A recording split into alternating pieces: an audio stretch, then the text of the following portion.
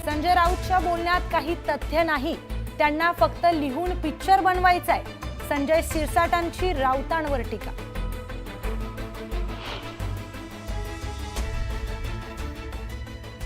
विधान परिषद उपसभापती नीलम गोरे परभणी दौऱ्यावर. यावेळी त्यांनी महिला पदाधिकाऱ्यांसह लाडकी बहीण योजनेच्या लाभार्थ्यांशी साधला संवाद.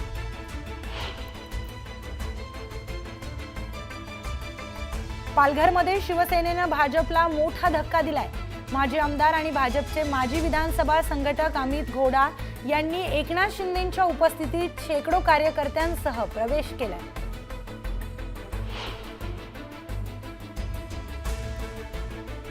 कोकण विभागात बदलापूर पालिका अव्वल. राज्य सरकारकडून 100 दिवसांची कार्यालयीन सुधारण्याची विशेष मोहीम.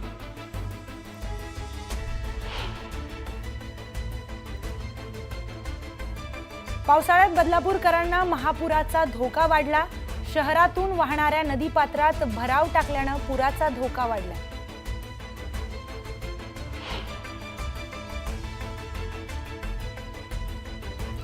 एनआयएनं मुंबई विमानतळावरून 2 आयसिस स्लीपर सेलशी जोडलेल्या दहशतवाद्यांना केली अटक. हे दोन्ही आरोपी पुण्यातील आयसिसच्या प्रकरणात होते आरोपी. अब्दुल फैज आणि तलाह खान या दोघांनाही अटक.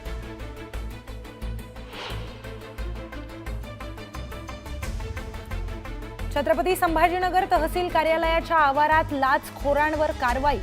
60,000ची लाच स्वीकारताना 2 जणांना बेड्या.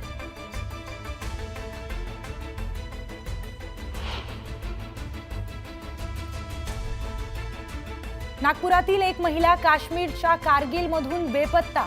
पाकिस्तानी सैन्यानं ताब्यात घेतल्याचा गुप्तचर आणि सुरक्षा यंत्रणेला संशय.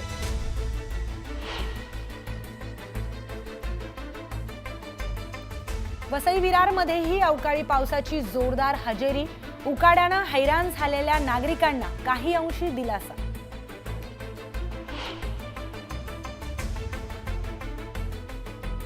मुंबई उपनगरात विजेच्या कडकडाटासह जोरदार पावसाची हजेरी. नागरिकांची उडाली तारांबळ.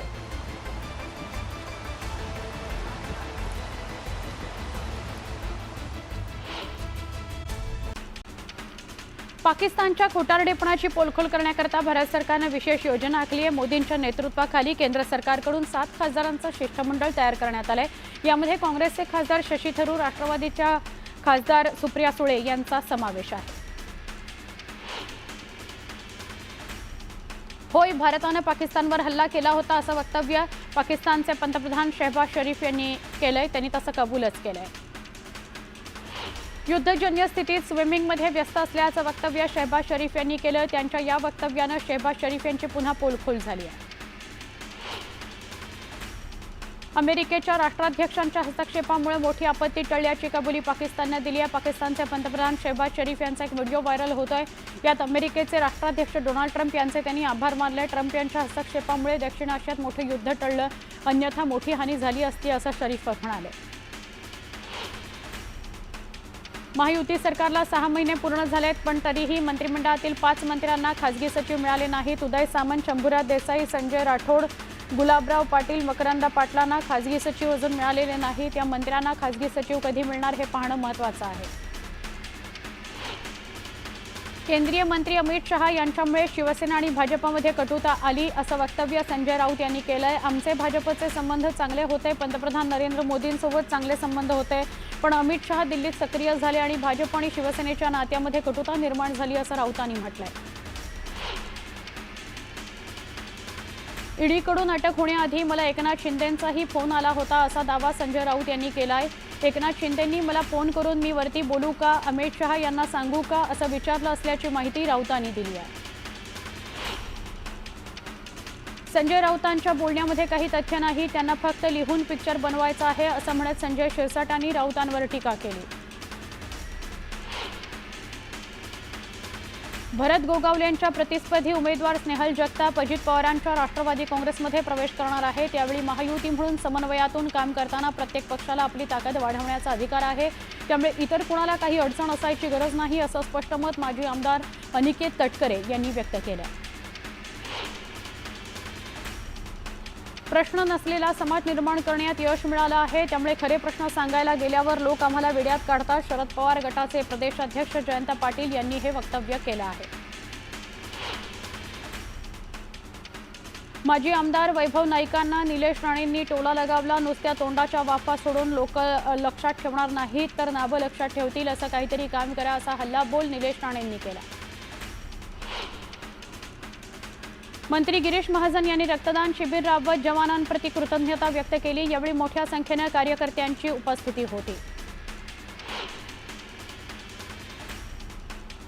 बाजारात बोगस बियाणं आढळल्यास कृषी अधिकारी आणि कर्मचाऱ्यांना थेट घरी पाठवणार असा सज्जड दम भाजपचे आमदार चरणसिंग ठाकूर यांनी कृषी अधिकाऱ्यांना दिलाय. शेतकऱ्यांची फसवणूक केल्यास सहन करणार नाही आणि माती परीक्षण पूर्ण न झाल्यास पगारही काढणार नाही, असा थेट इशाराच दिलाय. महाराष्ट्राच्या राजकारणाला सतत नरक बनवणारा किडा म्हणजे संजय राऊत. पुस्तकाचं नाव नरकातला किडा असायला पाहिजे होतं, असं शहाजीबापू पाटील म्हणाले राऊतांवर टीका करताना. विधान परिषद उपसभापती नीलम गोरे परभणी दौऱ्यावर आहेत. यावेळी त्यांनी महिला पदाधिकाऱ्यांसह लाडकी बहीण योजनेच्या लाभार्थ्यांशी संवाद साधला. बीडमधील परळीमध्ये दहशतीचा अड्डा बघायला मिळतोय. शिवराज दिवटेला मारहाण करणारी मुलं अतिशय छोटी होती, काहीतरी 18 वर्षांच्या आसपास होती, असा आरोप अंजली दमानिया यांनी केलाय. तर जसं ऑपरेशन सिंदूर सीमेवर केलं तसंच महाराष्ट्रातील बीडमध्येही करण्याची गरज आहे, असं अंजली दमानिया म्हणाल्या. नागपूर जिल्हा परिषद निवडणुकीच्या पार्श्वभूमीवर भाजपकडून चाचपणी सुरू झाली आहे. जिल्हा परिषद निवडणुकीत भाजपनं मिशन 40+ हाती घेतलंय. जिल्हा परिषद निवडणूक स्वबळावर लढण्याची चाचपणी भाजपकडून सुरू आहे. पालघरमध्ये शिवसेनेनं भाजपला मोठा धक्का दिलाय. माजी आमदार आणि भाजपचे माजी विधानसभा संघटक अमित घोडा यांनी एकनाथ शिंदेंच्या उपस्थितीमध्ये शेकडो कार्यकर्त्यांसह प्रवेश केलेला आहे. उद्धव ठाकरेंच्या परदेश दौऱ्यानंतर उबाठाच्या प्रमुख पदाधिकाऱ्यांची बैठक बोलवण्यात आली आहे. शिवसेनेचे आमदार, खासदार आणि जिल्हा प्रमुखांना बैठकीला हजर राहण्याचे आदेश देण्यात आले आहेत. आगामी पालिका निवडणुकीच्या दृष्टीनं ही बैठक महत्त्वाची मानली जाते.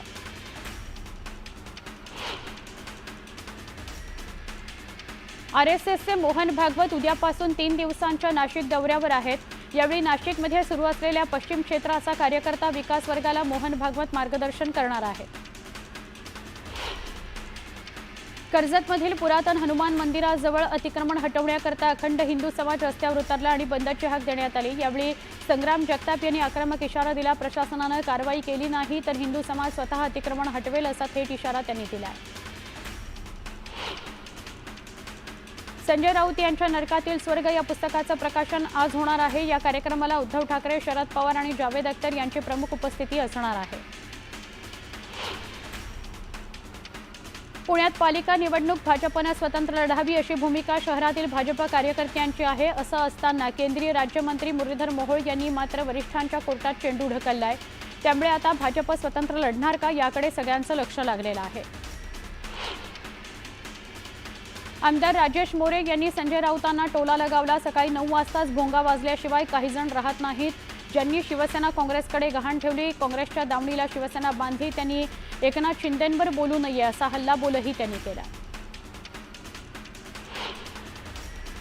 ठाण्यात तब्बल 700 इमारती धोकादायक आहेत. त्यामुळे धोकादायक इमारती पडून किंवा रस्त्यांना खड्डे पडल्याने अपघातात एकाचाही जीव जाणार नाही, याची खबरदारी घ्या. मात्र कुणाचा जीव गेला तर संबंधित अधिकाऱ्यांची गय करणार नाही, असा थेट इशारा उपमुख्यमंत्री एकनाथ शिंदे यांनी दिला.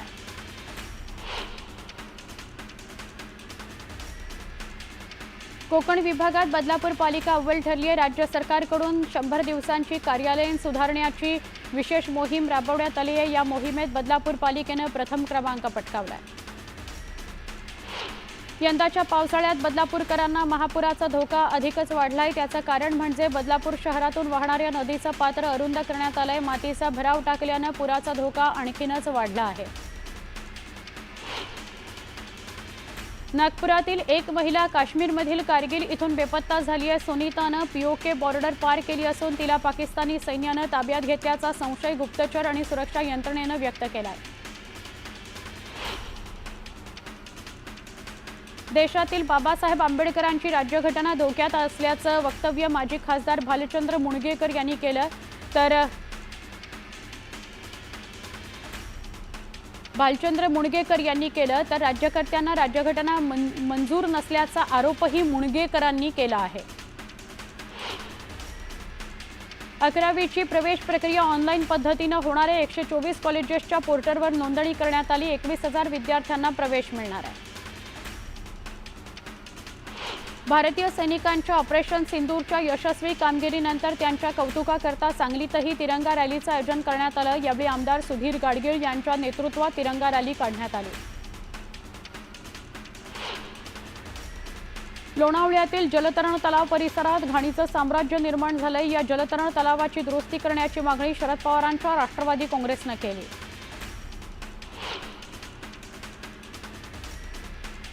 नागपूरमध्ये धार्मिक स्थळांवर QR कोड लावून देणगी जमा करण्याच्या रॅकेटचा पर्दाफाश करण्यात आला. पोलिसांनी या प्रकरणात गुन्हा दाखल केलाय. पुणे मिरज रेल्वे दुहेरीकरण प्रकल्पाअंतर्गत वसगडेतील बाधित शेतजमिनींच्या भाडे निश्चितीकरता 30 मे पर्यंत स्थळ पंचनामे करण्यात यावे, असे आदेश सांगलीचे जिल्हाधिकारी अशोक काकडे यांनी दिले. भारतीय सैन्याच्या शौर्याला अभिवादन करण्याकरता परभणीमध्ये भाजप आणि इतर संघटनांच्या वतीनं तिरंगा रॅली काढण्यात आली. यावेळी नागरिकांसह भाजपचे मंत्री देखील उपस्थित होते. जळगावात शासकीय रुग्णवाहिकेचा वापर चक्क बांधकामाचं सामान वाहून नेण्याकरता केला जात असल्याचा धक्कादायक प्रकार समोर आलाय. संबंधित रुग्णवाहिका पाचोरा इथल्या सरकारी रुग्णालयाची असल्याची माहिती समोर आल्यानंतर कारवाई करण्याची मागणी नागरिकांनी केली आहे. सांगलीच्या कुरळप या परिसरामध्ये बिबट्यानं कुत्र्यावर हल्ला केल्याची घटना घडली आहे. त्यामुळे नागरिकांमध्ये भीतीचं वातावरण आहे. दरम्यान बिबट्याचा बंदोबस्त करण्याची मागणी नागरिकांनी केली आहे. वाशिम जिल्ह्यात उन्हाच्या कडाक्यात वाढ झाली आहे. यामुळे वन्य प्राण्यांनी पाण्याकरता गावाच्या दिशेनं धाव घेतली आहे. यामुळे नागरिकांमध्ये भीतीचं वातावरण आहे. दरम्यान बंदोबस्त करण्याची मागणी नागरिकांनी केली आहे. बुलडाण्याच्या माळेगावातील अतिक्रमणावर कारवाई केल्यानं काही नागरिकांचा संसार उघड्यावर आलाय. यावेळी नागरिकांनी जिल्हाधिकारी कार्यालयासमोरचं संसार थाटत घर देण्याची मागणी केलेली आहे. मासेमारी हंगाम संपण्यापूर्वीच काही मासेमारी नौका मिरकरवाडा बंदरात विसावल्या. मात्र त्यामुळेच बंदरातील जेट्टींवर चुकीच्या पद्धतीनं नौका ठेवल्यानं मोठा वाद निर्माण झाला. मासेमारीनंतर जेटीवर येणाऱ्या नौकांची अडचण होते. त्यामुळे पोलिसांनी नौका मालकांना ताकीद दिलेली आहे. रत्नागिरीच्या चिपळूणमध्ये नदीपात्रातील वाळू चोरी करणाऱ्यांना गावकऱ्यांनी रोखलं. यावेळी तातडीनं कारवाई करण्याची मागणी नागरिकांनी केली आहे. लोणावळ्याच्या समतानगरमध्ये बुद्धविहाराचं लोकार्पण करण्यात आलं. मंत्री रामदास आठवले यांच्या उपस्थितीत लोकार्पण सोहळा पार पडला. उच्च आणि तंत्र शिक्षण मंत्री चंद्रकांत पाटील चिपळूण दौऱ्यावर आहेत. यावेळी चंद्रकांत पाटील यांनी सपत्नीक चिपळूणमधील करंजेश्वरी देवीचं दर्शन घेतलं. आगामी पालिका निवडणुकीच्या अनुषंगानं शिवसेनेकडून जोरदार तयारी सुरू करण्यात आली. शहादा शहरात शिवसेनेनं संपर्क कार्यालयाचं दिमाखात उद्घाटन केलं. यावेळी आमशा पडवी आणि चंद्रकांत रघुवंशी यांच्या हस्ते उद्घाटन करण्यात आलं. जगद्गुरू संत तुकाराम महाराजांचा पालखी सोहळा अवघ्या एका महिन्यावर आलाय. त्याकरता देहू संस्थानच्या वतीनं मोठा निर्णय घेण्यात आला.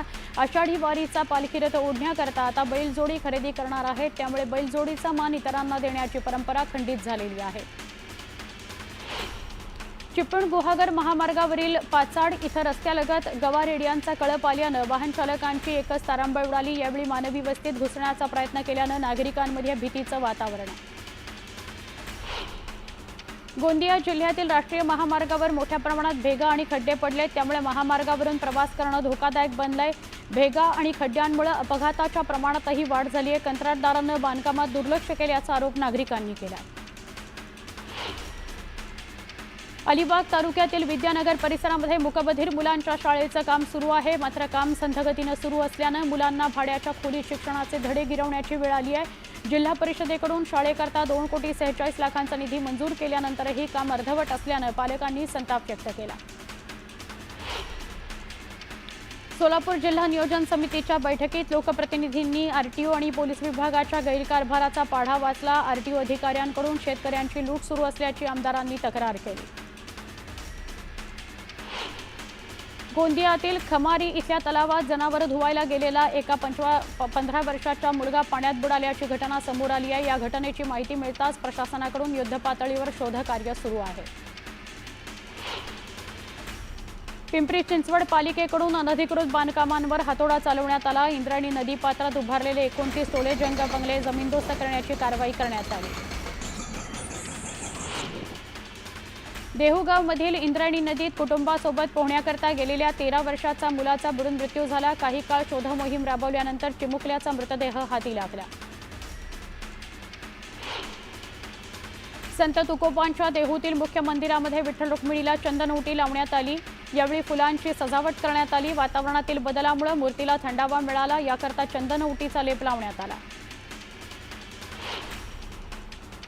ऑनलाईन पोर्टलवर आता प्री स्कूल नोंदणी करणं बंधनकारक असल्याचा महत्त्वाचा निर्णय शिक्षण विभागाने घेतलाय। प्री स्कूलकडून पालक आणि विद्यार्थ्यांची होणारी लूट थांबवण्याकरता हा निर्णय घेण्यात आलाय।